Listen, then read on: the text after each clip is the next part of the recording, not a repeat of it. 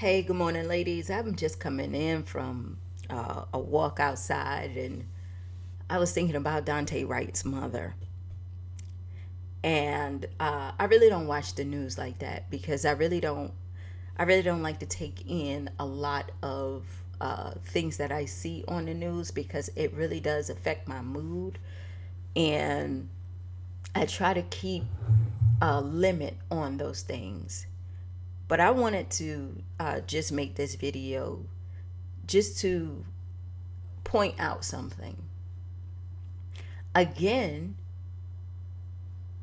we have a mother who has lost a child to um, to the hands of the police, right? A black child. We also have a mother who has to walk her journey of grief. We also have a mother who has to be able to walk her journey of acceptance and knowing that her son is not going to come back. She has to be able to rebuild her confidence. She has to be able to redefine who she is. She has to be able to figure out how she does not even move on, but manage the trauma, the trauma that she has faced. And the reason why the I'm Loving Me project exists is to help women like you, like me, like her, understand that even though these things have happened to us, there's always a way to bounce back and continue to live our life. But right now, y'all, she can't hear shit, right? She want her child back. It is because of someone who thought that they were grabbing a taser, which was a different color, that they saying that they made a mistake, that her son is not here. Next month is Mother's Day, right? Not only is she going to be in grief, but so is the mother of his child. And I'm walking this morning and I'm saying to myself, we as women, we love our families. We're nurturers by nature. The last thing that we want to be able to hear is that something happened to our child, or the people that we love. The bounce back from that is so hard. Why? Because if we could have done anything to avoid that, we would have, even given our life, because that's how we are as women, right? It's ingrained in us to be those nurturer, to be that nurturer, and to make sure that we are loving and protecting and taking care of our families,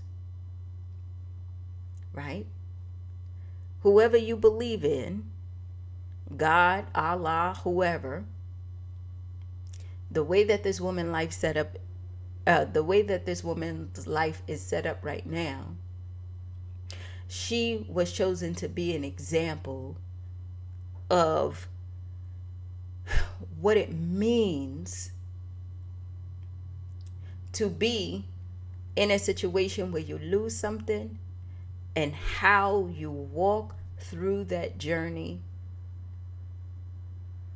and how you overcome that. Will she make it? We don't know, because the journey is different for everyone, right? But what we do know is that we can look at our own lives and see what happens when grief knocks on our door, how we react and what we do. What happens when sadness and depression comes over us, or unexpected things happen in our life? My heart breaks for that woman. I I wish I can do something to help her in that grief. But what we know, there is nothing that we can do but stand in support of her and hope that justice gets served. Right? So I made this video because I want you to understand that when life throws us curveballs, it is okay to grieve. It is okay to be angry. It is okay to embrace your feeling, because that is the start of the healing process. Daunte Wright's mom and all of the other moms who lost their sons to the hands of the police are still in this process and in this journey of trying to understand and trying to heal. So my heart goes out to her, and my heart goes out to all of the mothers who now have to share in her grief, how they are dealing with it and how they are progressing and moving on in their lives. Right? Breonna Taylor's mom, Trayvon Martin's mom, all of the people that we lost, George Floyd's mom. But what we know, ladies, is that because what we know is because there is something in us that allows us to be resilient, that we can overcome anything. It might not be tomorrow, 2 years, 5 years, 7 years from now, but eventually it will happen. Right? The biggest thing that she have to understand and really know is that the woman that she is looking in the mirror did the best that she could. That when she is looking at her family, that she is a good mom. That she is doing her best. Because that guilt trip, we know, is going to come on her. The shoulda, coulda, wouldas is going to come on her, right? So I'm hoping and I'm praying that all the other mothers will stand with her, which I believe they will. And I'm just hoping and praying that justice is served the way it's supposed to be. But I also want you guys to understand that grief is real. Right? And overcoming grief, I hate saying overcoming, managing grief is something that most of us have experienced and even walked through. So just know that as we continue to walk through our journey and as we continue to see these examples of these women who go through traumatic things, that one, you're not alone, right? And then two, there's always a light at the end of the tunnel, even though it looks dark. Because it's within our darkness that things are birthed. We can't see it right now. His mother can't see it right now. But eventually, things that are in the dark comes to the light. And that's something that we know. So, that's my take on this whole thing, ladies. If you're going through something or you are experiencing any grief, I just want you to know that we are here for you. We have actually a hotline that I'm going to put out here if you need it.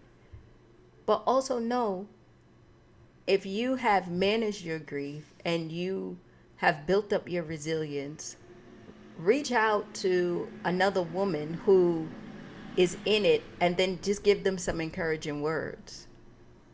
Right? If you can, send messages to the mother. Let her know that you stand with her because she's going to need all the support that she can. And right now, we know that so many people are surrounding her. But trust you me, we know that in her quiet time, when she's trying to go to sleep, the only thing that she is replaying in her mind is that telephone call that she got from her son, right? Those shoulda, coulda, wouldas. But what we know for sure, that when it's really dark like that, something is about to be birthed and come to the light. And that's what we stand on, and that's what we believe in, and that's how we build up our resilience, and that's how we progress along this scale of grief in order for us to really discover who we are so that we can live the life that we want to be. It's not the road that we would have chosen, right? I know that's the road that she would not have chose, but that is what the universe has put in her lap. So that's just my take on things. I love you, ladies. Again, if you are in a situation where you are experiencing any kind of grief, I'm gonna put the telephone number down here, and just give us a call. Okay, just give us a call, and we'll be able to work through that. I'll see you soon. Bye.